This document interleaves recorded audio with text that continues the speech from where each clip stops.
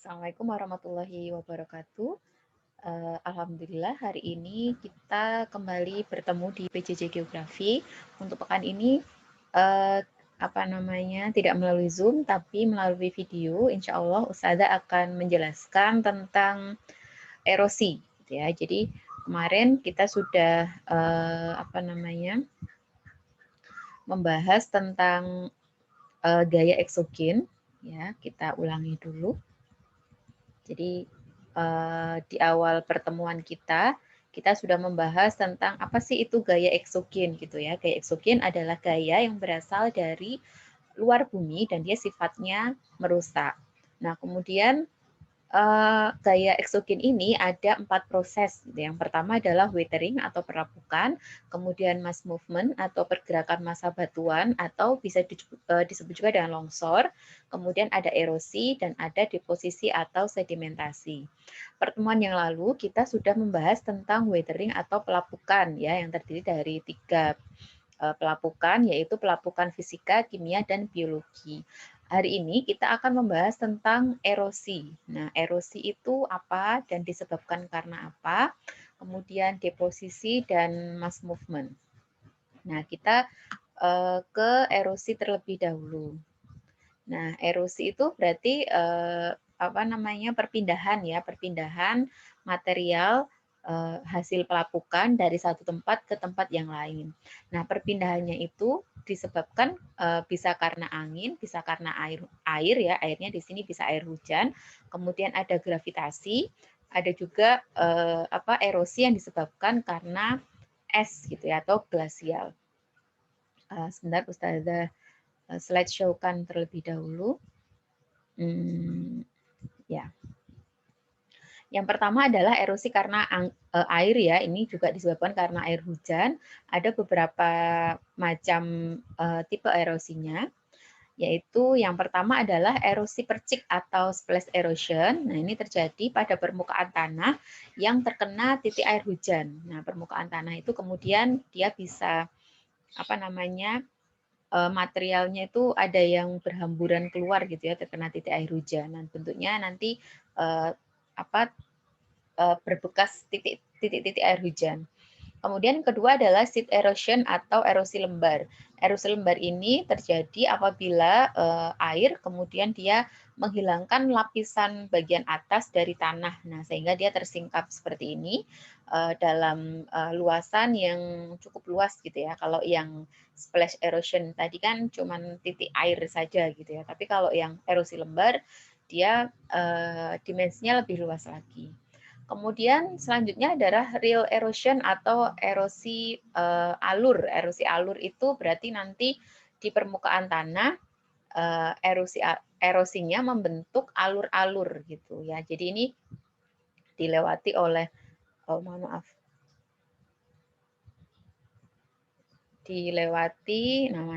dilewati oleh air yang kemudian dia lebih mengerosi lagi gitu ya. Dia membawa partikel-partikel yang ada di tanah lebih dalam lagi, kemudian dia membentuk alur-alur seperti ini.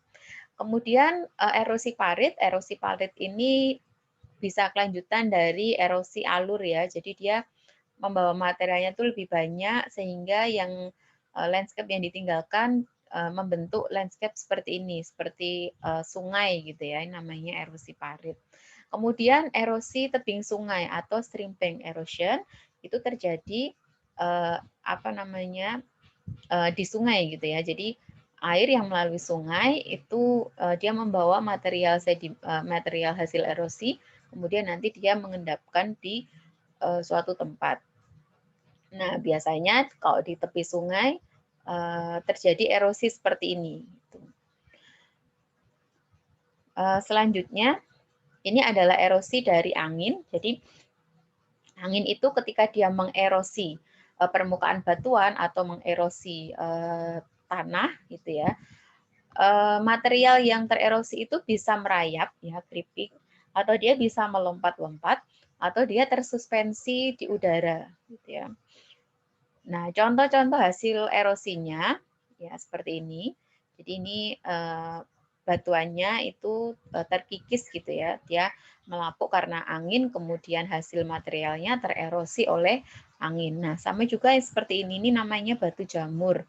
Nah, batu jamur ini juga hasil dari erosi angin. Jadi material yang sudah melapuk di batuan ini kemudian dibawa oleh angin gitu ya. Nah, kenapa bentuknya bisa seperti ini? Nah, ini bisa menandakan bahwa batuan yang ada di bawah ini dia lebih lunak atau lebih terlapuk gitu ya daripada bagian yang ada di atas. Sehingga batuan yang ada di bawah ini materialnya dia lebih mudah terbawa oleh tiupan angin gitu ya. Sementara yang di atas ini tidak mudah terbawa sehingga membentuk apa namanya landform seperti ini. Nah, ini juga bisa kalian jumpai di Indonesia ya kalau bagi kalian yang rumahnya di Sidoarjo dan sekitarnya. Jadi ada namanya batu jamur. Itu bekas tambang tambang kars ya dulu punyanya semen Gresik kalau nggak salah. Nah, di situ juga landform yang terbentuk seperti ini. Itu hasil erosi dari angin. Nah, ini juga sama hasil erosi dari angin. Nah, selanjutnya adalah erosi yang disebabkan karena ombak. Ya, biasanya terjadi di tepi pantai seperti ini ya, tempat bertemunya antara air laut dan daratan. Nah, dan apa namanya erosinya terjadi pada wilayah-wilayah yang memiliki batuan kars seperti ini. Nah, ini membentuk tebing-tebing. Nah, kenapa kemudian ada apa namanya ini teluknya gitu ya? Kenapa pantai itu membentuk sebuah teluk ya cekungan ke dalam menjorok ke darat. Nah, salah satunya juga disebabkan karena erosi dari ombak. Jadi ombak datang di pantai, kemudian dia membawa material yang sudah terlapuk di tepi pantai, dibawa ke tengah laut. Nah, lama-kelamaan proses ini akan membentuk landform teluk seperti ini. Nah, kemudian ketika ombak ini menghantam tepian apa namanya? Ini namanya cliff ya atau tebing ya, tebing batu kars, ini namanya cliff. Ketika ombaknya ini menghantam tebingnya ini terus-menerus lama-kelamaan terjadi pelapukan ya. Awalnya terjadi pelapukan, batuannya melapuk, kemudian apa namanya? Dia mudah terbawa materialnya. Nah, sehingga tererosi, lama-kelamaan tererosi menjadi sebuah cekungan. Jadi ada cekungan di tebing cliff ini tadi. Nah, cekungan ini dinamakan cave atau sea cave atau apa namanya? Gua yang ada di laut.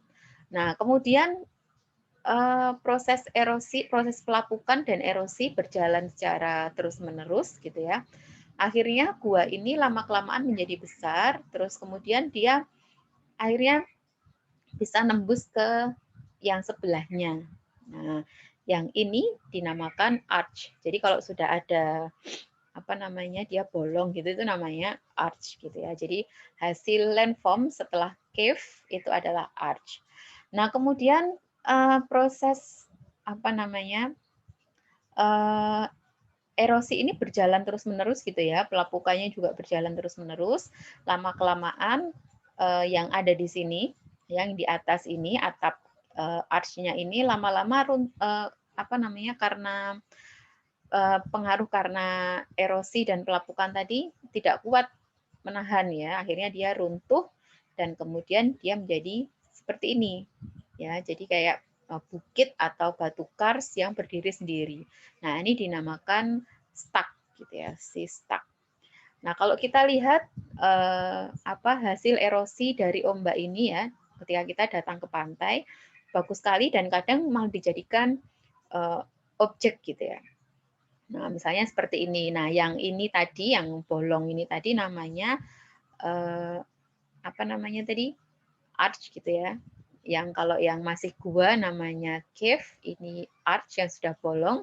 Nanti kalau atasnya ini runtuh, nah dia akan jadi seperti ini. Ya, jadi berdiri sendiri ini namanya stuck. Gitu ya.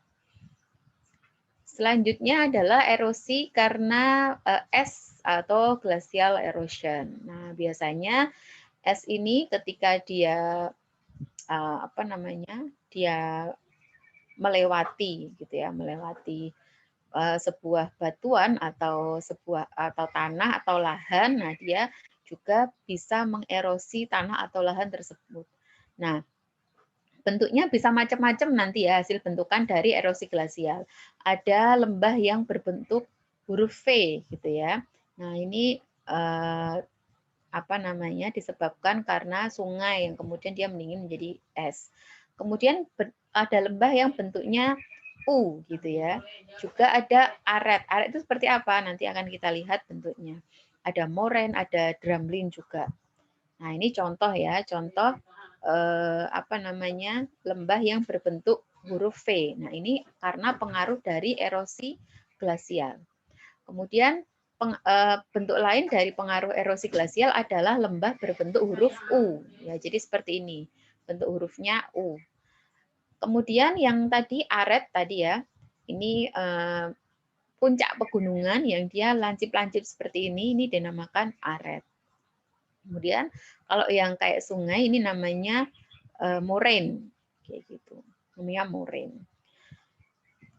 Nah, selanjutnya adalah deposisi. Apa itu deposisi? Deposisi adalah pengendapan gitu ya. Jadi atau sedimentasi. Jadi setelah proses pelapukan terjadi, hasil pelapukannya terbawa oleh angin, air atau ombak, terjadi erosi gitu ya.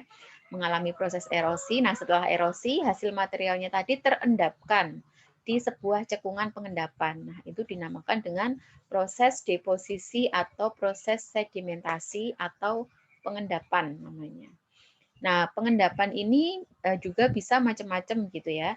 Dia membentuk landform yang baru di permukaan bumi itu, dan nanti kita lihat contoh dari pengendapan seperti apa.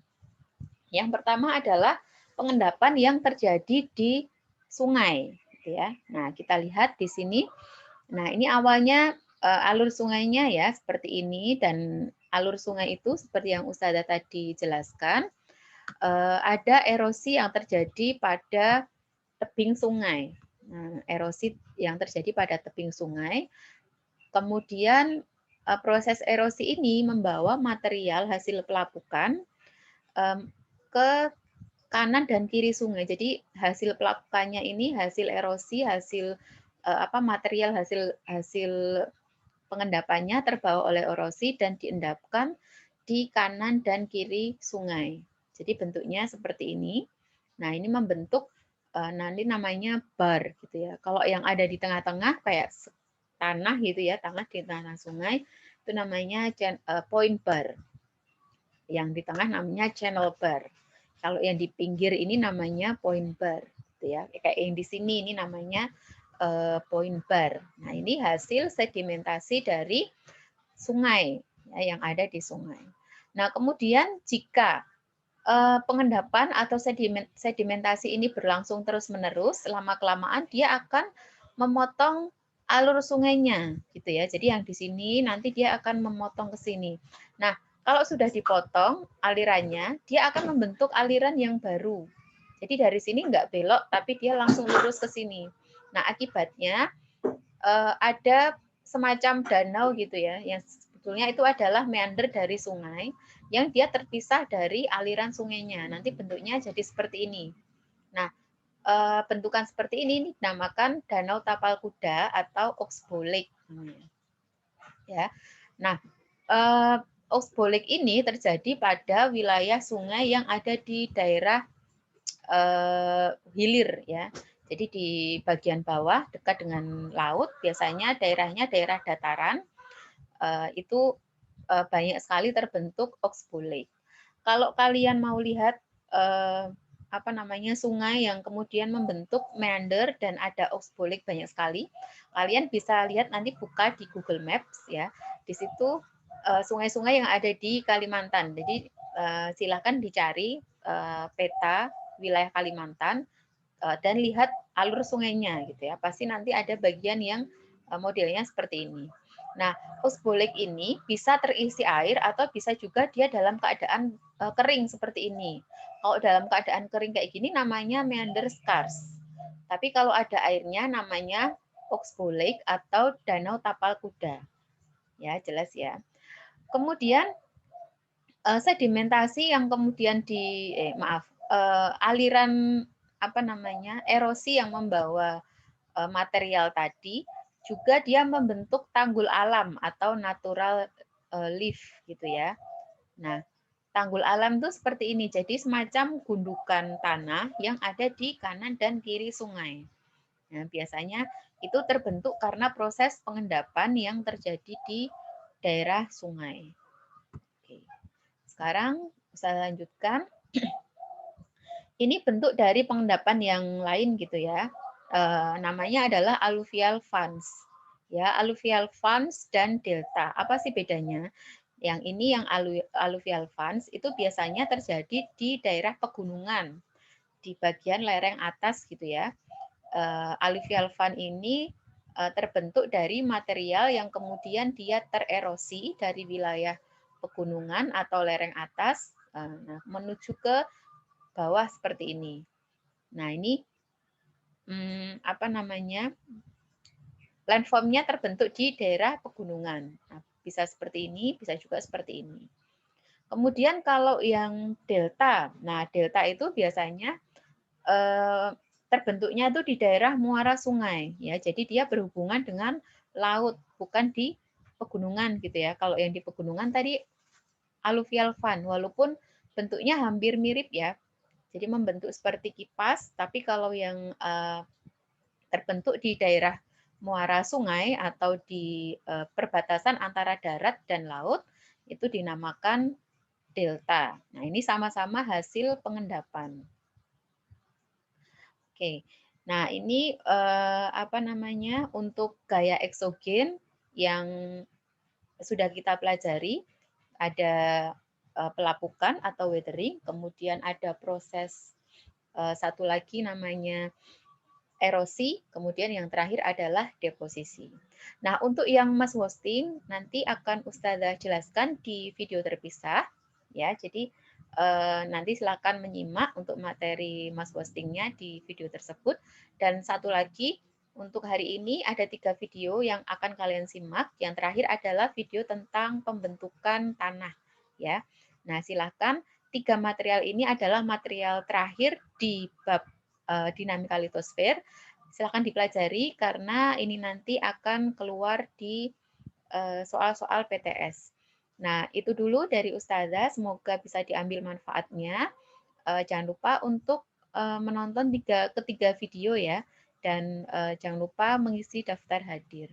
Kita akhiri dulu. Wassalamualaikum warahmatullahi wabarakatuh.